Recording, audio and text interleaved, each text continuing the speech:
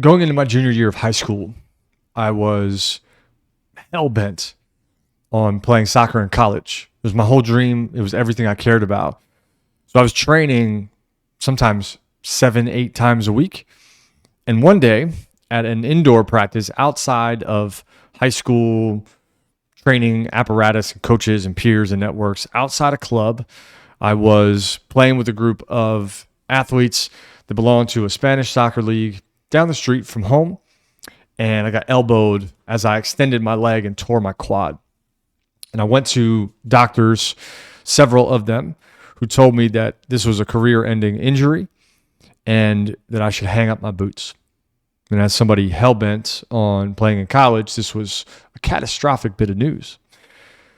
But I remember having these moments where different individuals told me different stories.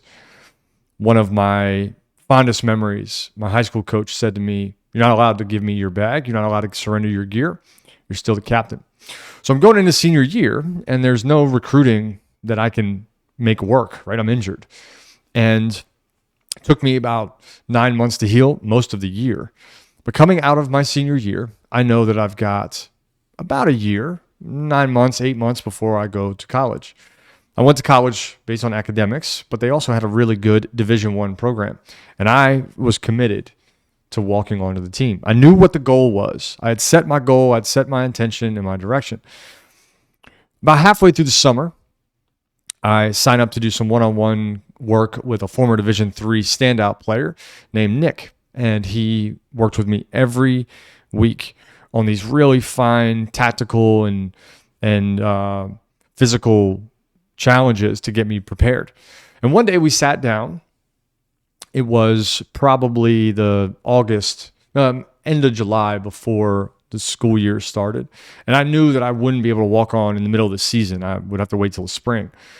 So we're probably 7 months away from me having a real shot. It was not even, because I started working with the team in January, February time. So maybe 6 months away. And he said, "Are you on track?" And I said, "Of course. I mean, yeah, I'm on track." He's like, "Well, what was the goal?" The goal was to make the team. "Okay. How do you know you're on track?" And I said, "Well, I'm not sure." He said, "What do you need to change to make sure that you hit your target? That they take you when you walk on? You only get one shot." And I said, "Nick, I don't know." It was the first time in my life someone had ever questioned me to that extent. He asked me to check in and reassess whether I was going to hit the target or not. No one had ever done that. And I didn't know enough about setting goals and making magical change in my life happen regularly yet. I was just young. And this moment, this conversation, this particular checkpoint changed everything for me. He asked me about the Cooper, where you have to run 2 miles under 12 minutes. I'd never heard of that. He was like, "This is going to be the test. They're going to test you right out the gate to see if you can even do this. Can you run 2 miles under 12 minutes?" And I said, I don't know. How would I know? I've never tried that. He asked me such good questions that I was able to change and adapt and adjust my entire trajectory. Just the fact that I checked in changed everything for me. I remember walking on January, February to like an open tryout. There were about 12 people that came. A lot of people have aspirations of playing soccer in college. They play on the club team and then they want to move up, but they just don't have the fitness or the stamina, the mentality. Within a couple weeks, it was down to 5 of us. Within a few more weeks, it was down to 3 of us. 2 of us ended up making the team, one of which I just talked to yesterday. That journey was pretty significant. One, to walk onto a Division I program is a big deal. And also to have done it after an injury like I sustained was important. But the critical change in that journey was the checkpoint, the midpoint assessment, the reflection. And this month, we want you to do the same. We want you to take time to look at your goals, the things you aspire to, all the ambition that you have and the energy that you've created to get somewhere different, to build a different life, to grow, evolve, and make change in your world and the world of others comes down to setting a big target. I think that's very important. We also believe here that having checkpoints, reflecting, understanding our beliefs and our language is also important. So this month is all about your checkpoint. Can you sit down and have the kind of conversation that I had with Nick? Now, that kind of conversation might be uncomfortable. You might realize that you're off trajectory or you're not where you want to be. You may realize that you're way farther behind than you imagine. You might have to face some real responsibility and acceptance of where you are.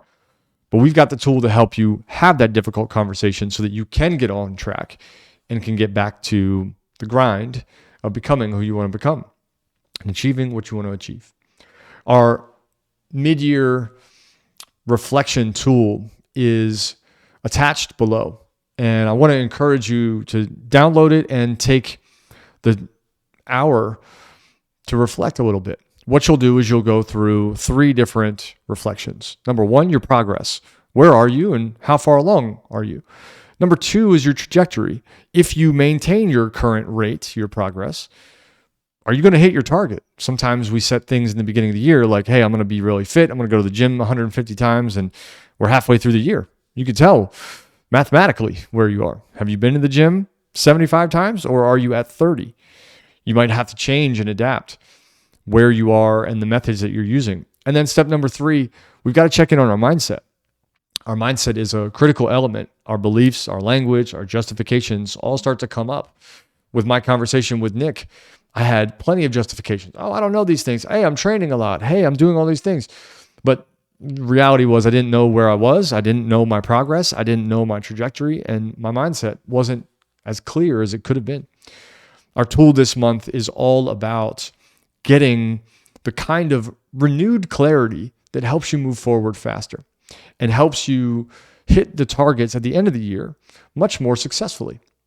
The story that is here in this newsletter is also about getting out of your own way, looking around you for help, looking for individuals that can guide you, steer you, support you, coach you, mentor you as you get there. The Fonz, in the story above, is nudged by the people around him to go to a bigger, better platform, go to a better space for his dreams to become reality. And as soon as he trusts that, it hits instantaneously. Your pattern may be to get in your own way, to self-sabotage, to not accept where you are, and to not have the right mindset for where you want to go. This tool, this exercise will help you get a grip on that and make the kind of changes necessary. If you'd like help once you go through the exercise, if you want to talk to one of our coaches about what it means, about what you can change, or you just need some support and some inspiration, some reminders of what it takes to be able to achieve at a high level over and over and over again. Winning once is easy, winning many times is hard. Book a call with us. There's a place here where you can book a discovery call, and we'll be happy to go through your reflection, see what comes up, and coach you through any of the changes that you may need to make in order to have a very successful year. We're grateful for you. Remember, as you go through this month, to get out of your own way. And if you need help, we are here to support you in making sure that happens. Have a good day. Have a good month. We'll see you in July.